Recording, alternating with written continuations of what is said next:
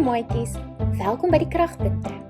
Hierdie lesie kom van die Kruislink Curriculum en as jy graag meer lessies wil hê of meer wil uitvind, kan jy gaan na die webwerf www.juniorpowerpoints.org www.juniorpowerpoints.org Vandag se les gaan oor wie is Jesus? Ons sleutelteksvers is in Matteus 16 vers 13 tot 20 en die kragteks kom uit Filippense 2 vers 9 tot 11. Dit sê daarom het God hom ook baie verhef en hom die naam gegee wat bo elke naam is, sodat elke knie onder die naam van Jesus sou buig, van die wat in die hemel en van die wat op die aarde is en van die wat onder die aarde is. Elke tong moet bely dat Jesus Christus die Here is, tot eer van God die Vader. Miskien was jy al jou hele lewe lank 'n Christen. Jou ouers het jou gereeld na die Sabbatskool toe gevat en kerk toe geneem. Jy ken baie Bybelversies en skrifliedere. Jy is baie lief vir Jesus. Maar nou vra iemand jou waarom jy glo dat Jesus die Seun van God is. Hoe sal jy antwoord? Jesus het sy disippels 'n soortgelyke vraag gevra. Hier was hulle op pad na Caesarea Philippi. Jesus en die disippels stap verby die bekende plekke van Galilea en Judea en betree 'n vreemde gebied. Hulle kon oral tekens sien van afgodsdiens. Jesus wou graag sy disippels help om hulle verantwoordelikheid te verstaan teenoor die omliggende nasies wat nie in die ware God geglo het nie. Sou hulle die missie van Jesus kon verstaan om almal te red, ook die heidene wat die Jode verag het? Sou hulle verstaan dat Jesus sou ly en sterf om hulle van hulle sondes te red? Die tyd het vinnig nader gekom dat hulle geliefde meester van hulle af weggeneem sou word, om aan 'n kruis gespyker te word en gesterf. Om hierdie rede wou Jesus tyd met sy disippels deurbring. Jesus draai van die stofpad af en lei die pad deur 'n grasveld na skadubome langs 'n stroom. Terwyl Jesus en sy disippels in die skaduwee sit, het hy hulle die geleentheid gegee om hulle geloof in hom te bevestig. Hy het hulle 'n vraag gevra. Wie sê die mense dat ek die Seun van die mens is? Jesus het geweet dat as die disippels hom as die Messias sou erken, hulle geloof sou versterk vir die moeilike tyd wat voorlê. Sommige sê Johannes die Doper, ander Elia en ander Jeremia of een van die profete, antwoord hulle.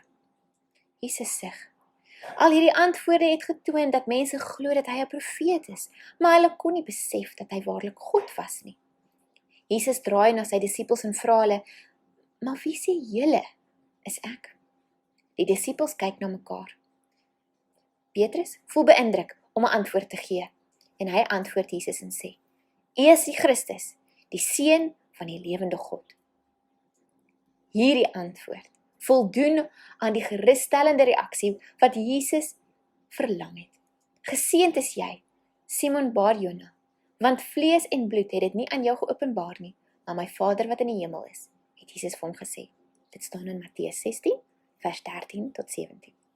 Alhoewel Petrus sy geloof in Jesus as Messias en as die Seun van God uitgespreek het, het die disippels nog nie 'n duidelike begrip gehad van Christus se sending nie. Hulle idees oor die sending van die Messias was steeds gewortel in die valse leer van die skrifgeleerdes en fariseërs. Hulle het steeds gehoop dat Jesus homself as 'n koning sou verklaar en die Romeinse regering omver sou werp. Hoe ver was die hoop nie in die lig van die ware doel van Jesus se bediening nie? Hy het nie gekom om bedien te word nie, maar om te dien. Hy het nie met geweld gekom om te oorwin nie, maar om onvoorwaardelik lief te hê. Hy het nie wraak geneem vir onreg nie, maar het genees, vergewe en herstel. Jesus wou nie hê dat iemand moet vergaan nie. Sy grootste begeerte was om elkeen wat in hom sou glo, uit die kloue van sonde te red. Om ons redding te bewerkstellig, was Jesus selfs bereid om sy eie lewe op te offer. Jesus kyk in die verte. Daar was nog soveel om die disippels en sy volgelinge hier op aarde te leer. Hulle het nog nie verstaan wat gaan gebeur nie. Hy moes na Jerusalem gaan en daar sou hy ly en aan 'n kruis sterf. Dan sou hy op die 3de dag weer opstaan. Dink aan die disippels en hoe hulle lewe verander het nadat hulle besef het dat Jesus die Seun van God was.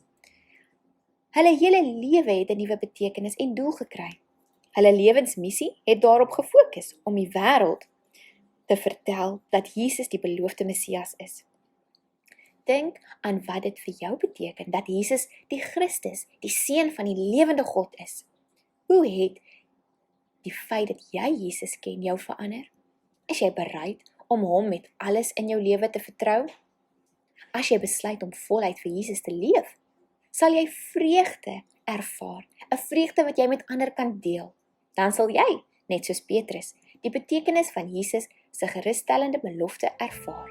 Geseënd is u. Onthou, vir meer lessies, skakel of teken in by die webwerf www.juniorpowerpoints.org www.juniorpowerpoints.org